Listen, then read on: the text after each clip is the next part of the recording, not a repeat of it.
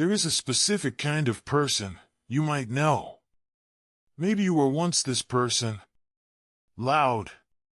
Present. Filling up rooms without even trying. You had opinions about everything. You spoke before you thought. You laughed too fast and too easily. Life moved through you at full volume, and you didn't question it, because back then, you didn't question much at all. And then, something shifted. It didn't happen all at once. There was no single moment you can point to and say, that was the day I got quieter. It happened the way all real change happens, slowly, invisibly, in the space between one version of yourself and whatever you were becoming. One day, you noticed you were talking less at the party. Another day, you realized you no longer wanted to be at the party at all. And over time, the noise that used to feel like living started to feel like something you were being asked to perform. This isn't about depression. And it isn't about becoming antisocial. Something far more precise is happening. Something that the loudest, most confidently wrong people in any room will never understand. And something that the quietest, most internally awake people almost never have the language to explain. This is about what awareness actually does to a person. Over time. Think about the first time you genuinely saw through something. Not intellectually, not the way you understand a concept in a book, but the moment you watched a social performance happening in real time and recognized it for exactly what it was. Two people performing friendship for each other. A conversation that was never actually an exchange of thoughts, but an exchange of egos. Each person waiting for the other to finish, so they could return to the subject they were already thinking about. A room full of adults, pretending to agree, because agreement felt safer than the discomfort of their own separate truths. You saw it. And once you saw it, you couldn't unsee it. That is the beginning of what most people call awakening. And what psychologists call heightened self-referential awareness, the point at which a person stops moving through experience automatically and starts observing it. And here's the thing that nobody warns you about. The moment you start truly seeing, something inside you begins to go quiet. Not because the world got louder, but because the gap between the noise and the meaning became impossible to ignore. There is a particular exhaustion that comes not from doing too much, but from feeling too much. From absorbing everything. From being in a conversation and simultaneously aware of the conversation's subtext, the emotion underneath the words, the wound that made the other person say what they just said, and the part of you that wants to respond honestly, even though you already sense how the honesty will land. Most people are just in the conversation. Conscious people are managing at least 4 of them at once. Every interaction carries a weight that other people don't seem to feel. And eventually, the body begins to make a calculation that the mind hasn't fully caught up to yet. Is this exchange worth what it costs? Modern life was not designed for people who feel things at this depth. It was designed for speed. For reaction. For the dopamine loop of constant input, notifications, opinions, takes, arguments that go nowhere, content that stimulates, without nourishing. The entire architecture of how we socialize now rewards immediacy over honesty, performance over presence, volume over meaning. The loudest voice in the room gets the most attention. The fastest response wins the algorithm. And in a world where everything is competing for your reaction, the most radical thing a conscious person can do is simply decline to react. But that refusal comes at a cost. Other people experience it as coldness, as judgment, as the arrogance of someone who thinks they're above it all. And so the conscious person is caught in a specific kind of loneliness, one that isn't born from isolation, but from visibility. From being seen as something they're not, by people they can't quite reach from where they now stand. You start to notice the masks. Not in a cynical way, you understand why people wear them. Because you wore yours too. And in some ways, you still do. But the awareness of the mask changes your relationship to social space. When someone walks into a room and immediately begins performing their most likable version of themselves, you see the performance. When someone uses humor to avoid being known, you feel the avoidance. When a conversation turns to gossip, you recognize the insecurity underneath it. The need to define oneself against someone else, because defining oneself from the inside feels too uncertain, too exposed. None of this makes you better than anyone. That distinction matters. Seeing through the mask isn't the same as being above it. It just means you can no longer pretend you don't see it. And that changes what you're willing to participate in. There is something that happens to the nervous system of a person who has been chronically overstimulated. Not the dramatic burnout that everyone discusses, the kind that puts you in bed for a week. But the quieter recalibration that happens over years. The gradual raising of your own threshold for what counts as real. What counts as nourishing? What counts as worth your energy? Consciousness, at a certain depth, becomes highly attuned to authenticity. It starts recognizing the difference between a conversation that costs you something and a conversation that gives you something. Between a relationship built on mutual understanding and a relationship built on mutual convenience. Between saying something because it's true and saying something because silence in that moment would be too uncomfortable. And here's where the conscious person makes a choice that bewilders the people around them. They choose the silence. Not as punishment. Not as withdrawal. But because something in them has learned, through enough conversations that went nowhere, through enough explanations that weren't heard, through enough arguments that resolved nothing, that their words carry weight only when they're placed carefully. That speaking just to fill the air is a kind of self-betrayal. That their interior world is not a resource to be distributed freely to anyone who happens to be present. This is not emotional unavailability. It is emotional discernment. And there is a difference that most people never get close enough to understand. Think about the last time you tried to explain something you truly felt, something real, something that lived at the center of your experience, to someone who wasn't quite ready to receive it. You watched their eyes. You noticed the moment they stopped listening and started formulating their response.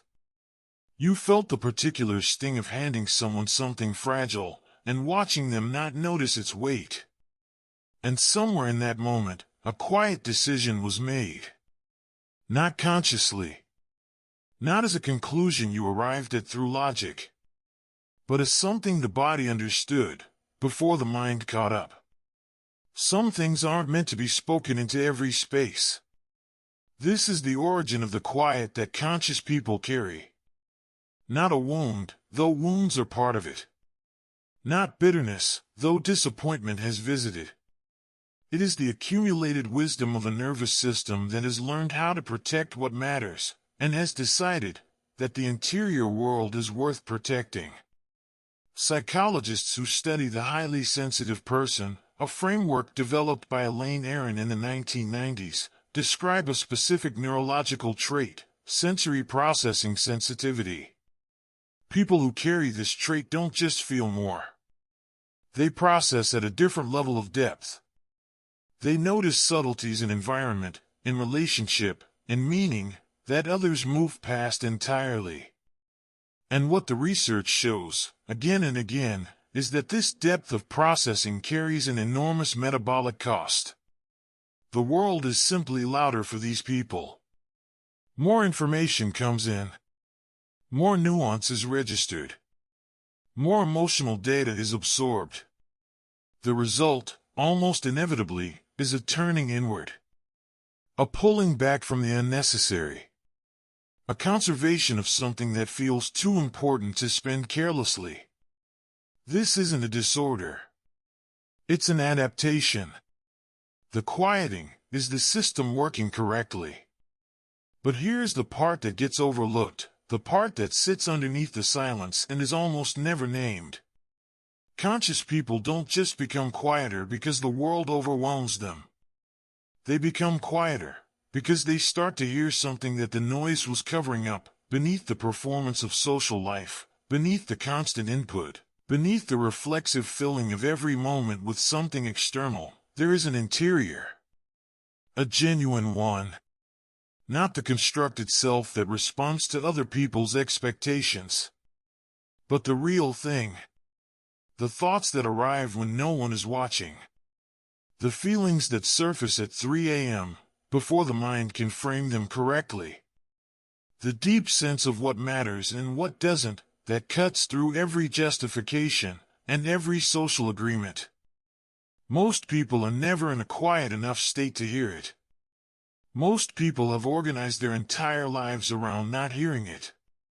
Around staying busy enough, loud enough, stimulated enough, that the interior stays inaccessible. Not from malice, but from the universal human instinct to avoid the discomfort of one's own depth. Conscious people, at some point, stopped being able to maintain that avoidance. The interior broke through.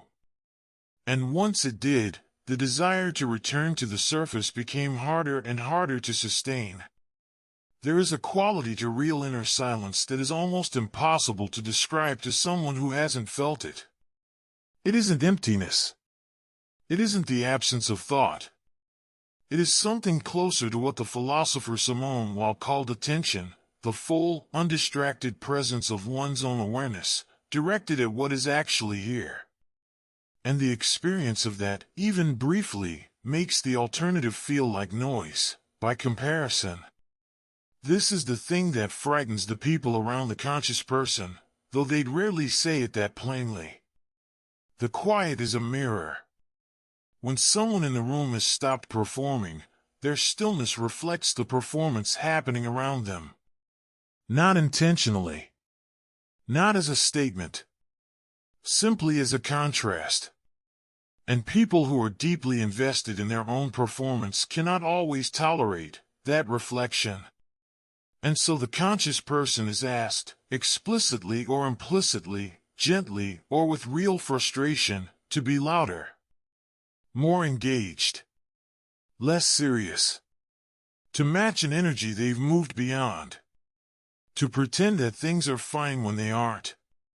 To engage with surface conversations, as though the surface is where they live. And for a long time, many of them try.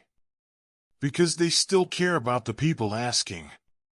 Because the loneliness of not fitting in is real. Because there is a grief in growing, the grief of leaving something behind that you once loved, that once felt like belonging. But the deeper a person goes, the harder the performance becomes. Not because conscious people become cold. They don't. If anything, they feel more acutely, more precisely, more permanently. But the feeling deepens, rather than spreads. It becomes more selective. The love a conscious person feels for the people they genuinely love is extraordinary in its intensity. But it no longer broadcasts freely to every room they enter. Over time, something remarkable happens. The energy that used to go outward starts going inward. And the inward world becomes extraordinary. Not in a mystical way, though some people find their way to language like that. In a very simple, very human way. The conscious person starts to notice things. Not because they're trying to, but because the quieting of external noise reveals what was always there. They notice the texture of their own experience, the particular quality of morning light, the weight of a silence between two people who understand each other, the precise moment when music stops being sound and becomes feeling. They start to observe, rather than react. This is not detachment in the clinical sense. It is perspective, the ability to feel something fully, while simultaneously seeing it clearly. To be in an emotion, without being consumed by it. To hold a difficult feeling the way you might hold something heavy in both hands, present to the weight, but not overwhelmed by it. And from that place, they start to speak differently. Less frequently, but with far greater precision. There is something that happens to language when it is used carefully. It becomes loaded with meaning in ways that carelessly used language cannot manage. A sentence from a genuinely quiet person can carry more weight than an hour of someone else's conversation. Because it was waited for. Refined. Chosen. Because behind it is all the silence it didn't need to become. The final transformation is perhaps the most difficult to describe, because it happens in the space between the person and their own life. At some point, the conscious person stops needing to be understood by everyone. This is different from giving up on being known. It is actually the opposite. It is arriving at a deep enough relationship with your own interior that the need for constant external validation begins to dissolve. Not because other people stop mattering, but because the self that once required constant confirmation has been replaced by something steadier. Something that knows what it is, without needing to be told. There is a quietness that comes from fear, the silence of someone who has learned to make themselves small, to avoid pain. And there is a quietness that comes from fullness, the silence of someone who has so much happening inside that words feel insufficient and unnecessary in equal measure. These two silences can look identical from the outside. But they feel entirely different from within. The first silence waits to be rescued. The second silence doesn't wait for anything. It is already, in itself, complete. If you are someone who has become quieter over the years, here's what I want you to understand. The people who knew you when you were louder may have experienced your quieting as a loss. And in some ways, they're right. Something did leave. The version of you that moved through the world unfiltered, that spoke without weighing the words, that filled every silence just because silence was uncomfortable, that person is genuinely gone. But what replaced them is not emptiness. What replaced them is presence. The deep, considered, luminous presence of someone who has chosen to be here, really here, not just performing being here, in whatever moment they're actually in. The kind of presence that is rare enough that most people have never felt it directed at them, and don't quite know what to do with it when they do. Your quietness is not the absence of depth. It is its evidence. And the right people, the ones who can sit with you in a room without needing you to fill it, the ones who trust that your silence says something your words haven't gotten to yet, the ones who feel steadied rather than unsettled by your stillness. Those people are not looking for someone louder. They're looking for someone real. The world has no shortage of noise. It has a profound shortage of presence. And the quiet you have built, slowly, and often at great cost, through more awareness than most people will ever choose to carry. That quiet is not something you grew out of.